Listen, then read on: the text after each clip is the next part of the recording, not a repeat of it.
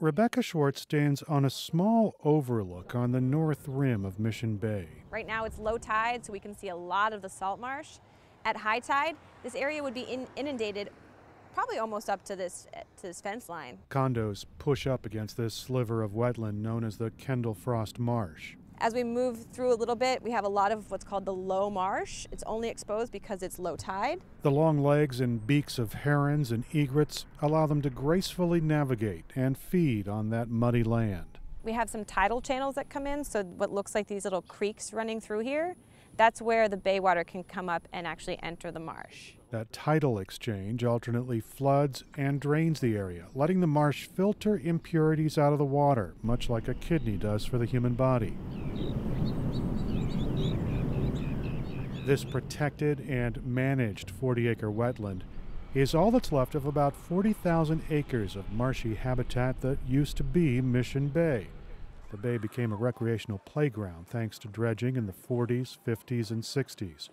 Schwartz says this small marsh can no longer provide that kidney function. This area of Mission Bay, we have closures sometimes. There's a lot of water quality issues in Mission Bay, and providing that functional benefit for water quality and water purification that wetlands provide would be a huge resource to the bay. Schwartz wants to see the wetlands get bigger, so she's working on an effort called Rewild Mission Bay. The idea is to nearly quadruple the size of the marsh. People love the natural resources of Mission Bay. We have so many people who come here specifically to enjoy that.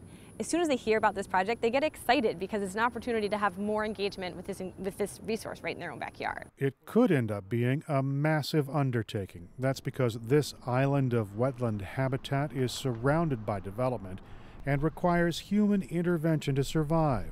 Jeff Crooks is a research biologist who works at the Tijuana River estuary. Historically, this would have been a big, expansive marsh wetland in here, and now we have the little fragment that is the Kendall Frost Northern Wildlife Preserve. Crooks says manufactured sand berms at the southern edge of the marsh help keep bay water from flooding out the area. The berms are needed because the marsh is starving for sediment that used to come from Rose Creek. They need some sediment too. That's part of how marshes function, is they take sediment coming down the watershed and they trap it. And with things like sea level rise, what will happen is that the marsh will tend to accumulate sediment and grow in place. But Rose Creek bypasses the marsh. The straight channel currently enters the bay between Campland and De Anza Cove.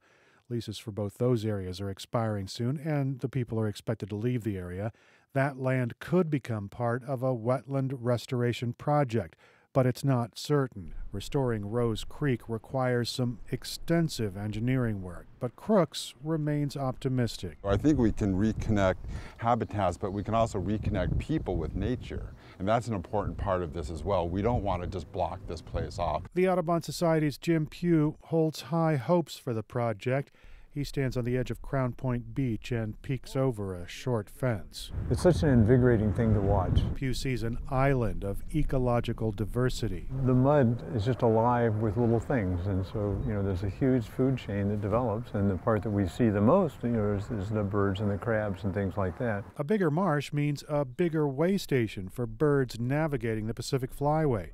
Pugh calls this project a rare opportunity to reclaim wetlands that have been decimated by development. They have a huge and productive niche, and we need to make sure we keep that around. Otherwise, we'll lose hundreds of species. And some of the bird species actually move from one to the other. The California Coastal Conservancy is paying for the nearly $500,000 study to explore restoration options. 18 federal and state agencies are offering their support. And the Audubon Society's Rebecca Schwartz says many of those groups have offered to help with funding once the planning is done in 2 years. That's important because Schwartz says the sweeping restoration effort could cost tens of millions of dollars. Eric Anderson, KPBS News.